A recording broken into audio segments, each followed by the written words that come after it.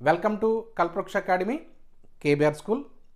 Intermediate second year కెమిస్ట్రీలో P block elements అనే ఒక చాప్టర్లో మనకి ఒక 5th group 6th group 7th 8th groups అనే చాప్టర్స్ ఉన్నాయి. మనకి ఈ చాప్టర్స్ నుంచి మనకి వెరీ షార్ట్ ఆన్సర్స్ అనేవి మనకి పబ్లిక్ ఎగ్జామినేషన్లో కొన్ని రిపీటెడ్గా రావడం జరుగుతుంది. వాటికి సంబంధించిన డీటెయిల్స్ ఇవాళ క్లాస్లో మనం నేర్చుకుందాం.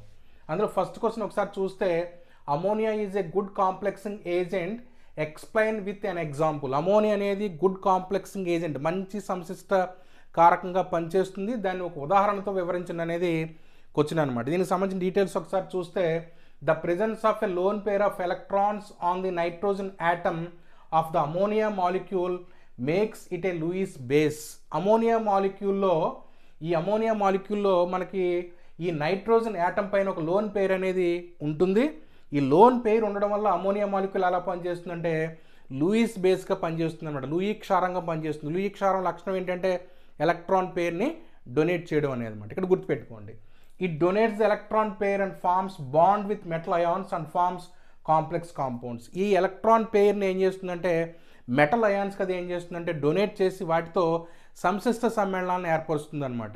అయితే ఇలాంటి ఒక మెటల్ అయాన్స్ని డిటెక్ట్ చేయడానికి కూడా మనకి టెస్ట్ అనేది మనకు ఉపయోగపడుతుంది, గుర్తుపెట్టుకోవాలి. మనం ఇక్కడ ఎగ్జాంపుల్ ఒకసారి చూస్తే, కాఫర్ అయాన్తో మనకి ఇక్కడ అమోనియా అనేది రియాక్ట్ అవుతుంది.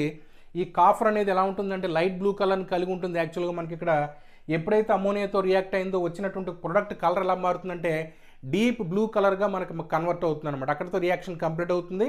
ఇక్కడ ఈ కాంపౌండ్ మనం టెట్రా అమైన్ కాఫర్ 2 కాంప్లెక్స్గా దీన్ని మనం ఇక్కడ చెప్పొచ్చు.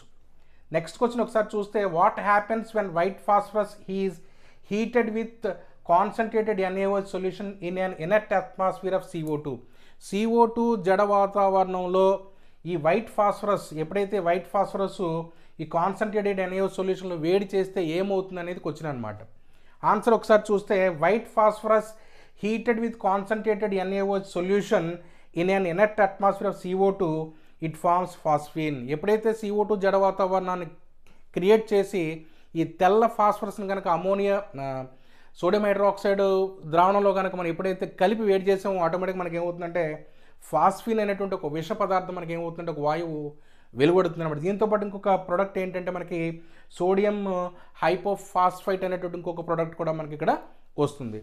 సో P4గా మనం దీన్ని రాయాల్సి ఉంటుంది ఫాస్ఫరస్ని.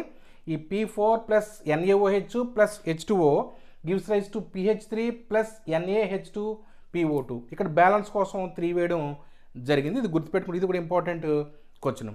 నెక్స్ట్ క్వశ్చన్ ఒకసారి చూస్తే, why is H2O is a liquid while H2S is a gas. Room temperature దగ్గర, గది ఉష్ణోగ్రత వద్ద H2O అనేది ద్రవ రూపంలో ఉంటుంది, H2S అనేది వాయు రూపంలో ఉంటుంది. దీనికి గల కారణం ఏంటనేది మనకి ఇక్కడ క్వశ్చన్ అనమాట. 2 పాయింట్స్ కానీ ఇక్కడ రాశాను. ఒకసారి చూస్తే, H2O is a liquid due to the presence of intermolecular hydrogen bond. అంతరాణుక హైడ్రోజన్ బంధం అనేది H2Oలో ఉండడం వల్ల అది గది ఉష్ణోగ్రత వద్ద వాయు రూపంలో ద్రవ రూపంలో ఉంటుంది.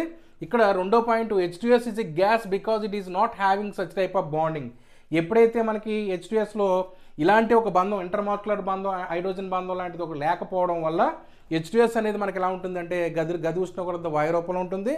ఈ బంధం ఉండడం వల్ల H2O అనేది గది ఉష్ణోగ్రత వద్ద ద్రవ రూపంలో ఉంటుంది అనేది మనకి రాయాల్సి ఉంటుంది అనమాట. ఇది మనం గుర్తుపెట్టుకోవాల్సిన పాయింట్ ఏంటంటే ఇంటర్ మాలిక్యులర్ హైడ్రోజన్ బాండ్, అంతరణుక హైడ్రోజన్ బంధం అని తెలుగులో పిలుస్తాం. నెక్స్ట్ క్వశ్చన్ ఏంటంటే, what is tailing of mercury, how is it removed. Tailing of mercury అంటే ఏంటి, దీన్ని ఏ విధంగా తొలగిస్తారనేది క్వశ్చన్ అనమాట. ఆన్సర్ ఒకసారి చూస్తే, mercury loses its meniscus and starts sticking to the sides of the glass vessel when it reacts with ozone.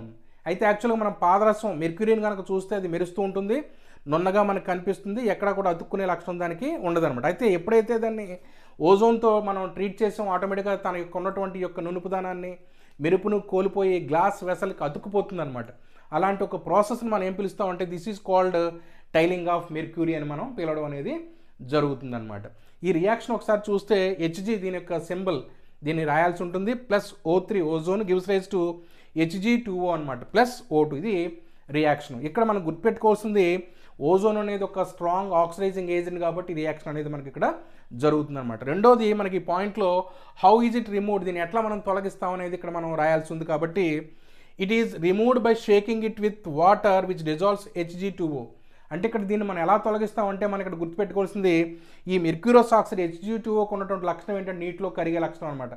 నీటిలో కరుగుతుంది కాబట్టి గ్లాస్ వెసల్లో దీన్ని మనం వాటర్ని వేసి మనం షేక్ చేస్తే మళ్ళీ తనకు ఉన్నటువంటి మెరుపుని నునుపుదనాన్ని మళ్ళీ తిరిగి అది సంతరించుకుంటుంది అనమాట. ఇది ఈ క్వశ్చన్ యొక్క సారాంశం. Thank you.